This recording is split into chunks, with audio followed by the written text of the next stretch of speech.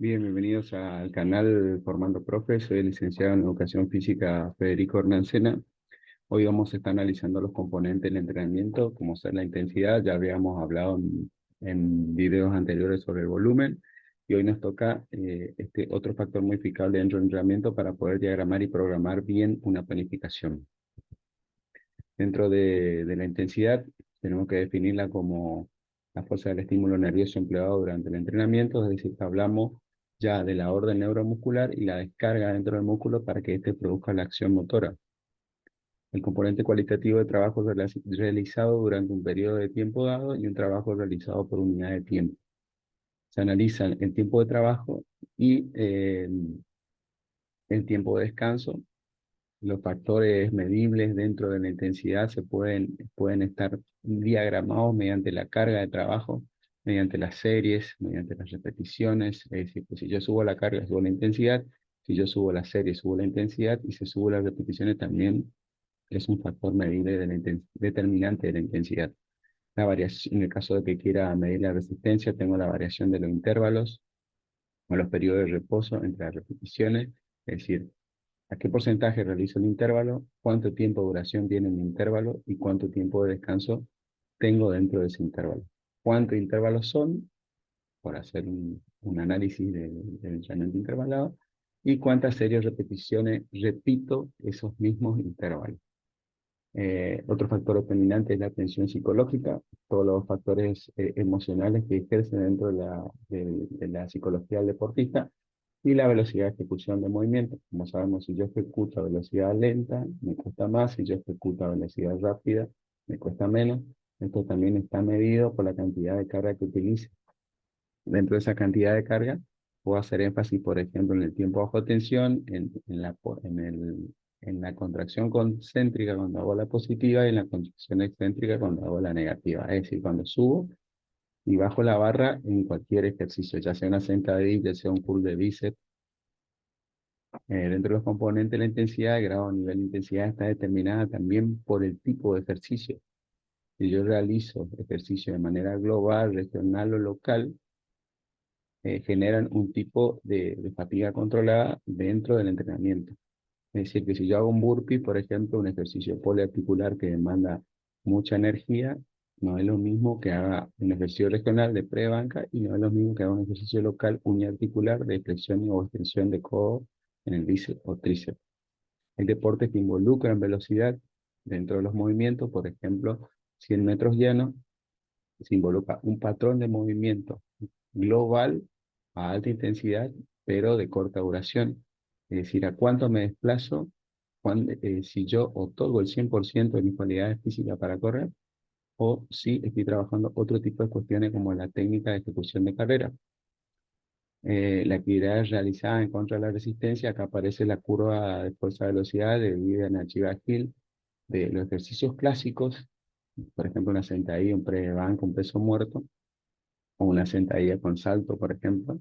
Es cuando tenga menor carga, a mayor velocidad de ejecución voy a hacer el movimiento, y cuando tenga mayor carga, a menor velocidad de ejecución voy a hacer, porque la carga así me lo determina.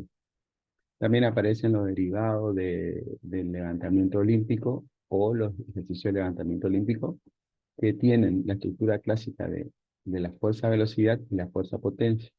Es decir, que comparten no solamente momentos de fuerza-velocidad, sino también momentos de fuerza-velocidad motriz, donde se diagrama la masa por la aceleración dividido tiempo de ejecución. Es decir, que ahí convergen la potencia en el desarrollo de la fuerza máxima y en los movimientos de situación explosiva para amortiguar la barra, por ejemplo, en un envión. El grado a nivel de intensidad para ejercicio, velocidad y fuerza se lo puede, se lo puede determinar mediante una escala de sensación subjetiva de esfuerzo o escala de Borg. Borg en 1962 otorgó una escala de sensación subjetiva de esfuerzo que se está usando en todas las cualidades físicas, tanto la fuerza como la resistencia, la flexibilidad y la flexibilidad dentro de las capacidades físicas. Bien, el número de intensidad está diagramado por el porcentaje de rendimiento y de grado a nivel de intensidad. Es decir, que se determina una intensidad 1 cuando se trabaja del 30-50% y se le da el grado de intensidad baja. Y así sucesivamente se van diagramando un puntaje para cada intensidad. Por ejemplo, en el último cuadro, el número de intensidad es el 6, de trabajar un 100% de la integridad y ya se habla de una intensidad súper máxima. También hay que, otro parámetro utilizable son los sistemas de energía como combustible para la actividad. Por ejemplo, puede ser en ejercicio cíclico como acíclicos. Acá voy a dar el ejemplo de ejercicio cíclico, es decir, de los ejercicios que repiten un mismo patrón de movimiento, como por ejemplo la natación y la bicicleta. Bien, en los sistemas de energía, uno utiliza diferentes tipos de combustible de acuerdo a la actividad y la intensidad. Cuando nosotros hablamos de la duración del trabajo, estamos clasificando el nivel de intensidad, y no solamente el nivel de intensidad, sino el sistema de energía que se utiliza. Eso se llama principio de predominio energético o control de la carga interna. En la zona 2, por ejemplo, tenemos de 15 a 60 segundos, una clasificación de intensidad máxima, una utilización del sistema lofosfágeno y aeróbico láctico lactato. Eh, Vamos a seguir nombrándolo así porque en realidad ya cambiaron los nombres o se cambió muchísimo sobre los sistemas de energía. Diagramamos el número de zonas. Por ejemplo, le pregunto a mi alumno en qué zona te sentiste hoy o qué zona trabajó el profesor. Para diagramar este tipo de actividad, el profesor debe conocer a la perfección no solamente los principios de entrenamiento, sino también los sistemas de energía, cómo uno predomina sobre el otro, qué tiempo de trabajo tengo de acuerdo al sistema de energía, y analizo mi deporte. ¿Para qué analizo mi deporte? Para saber dónde o si ese deporte es de clasificación eh, aeróbica, anaeróbica o aeróbica láctica o aeróbica aláctica, por tener la terminología vieja. Así que nosotros diagramamos de acuerdo a la situación especial de deporte y en qué sistema de energía se desenvuelve mayoritariamente para hacer un trabajo parecido o un trabajo especial dentro del entrenamiento. Los ejercicios cíclicos, por ejemplo, diferentes zonas, el rango aeróbico, el rango anaeróbico, el porcentaje de ergogénesis, se diagraman de diferentes tipos de manera.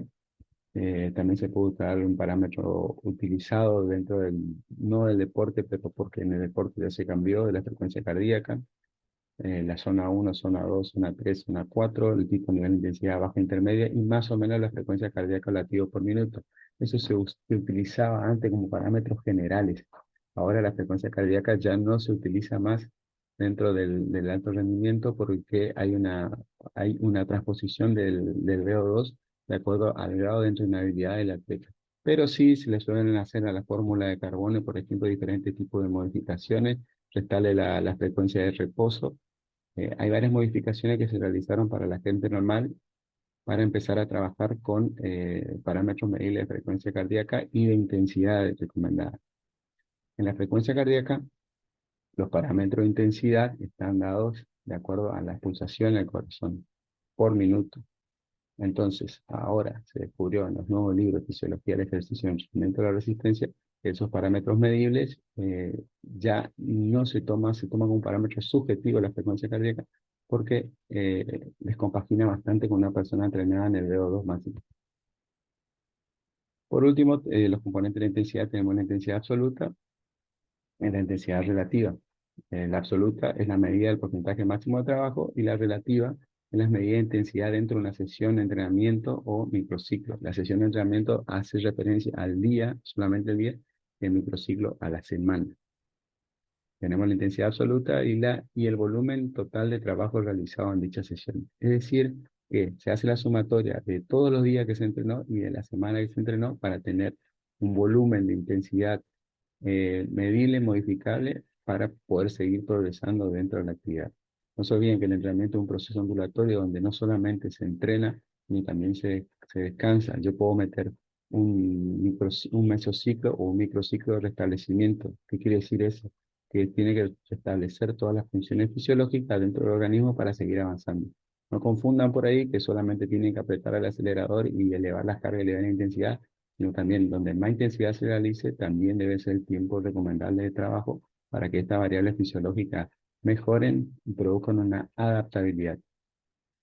Espero que les sirva. Les mando un gran saludo a todos. Hoy analizamos este componente tan importante con la intensidad Espero que se suscriban y se sigan informando sobre estos contenidos de alta calidad que no lo van a encontrar en ningún lado. Así que les mando un gran abrazo a todos, suscríbanse y nos vemos en el próximo video.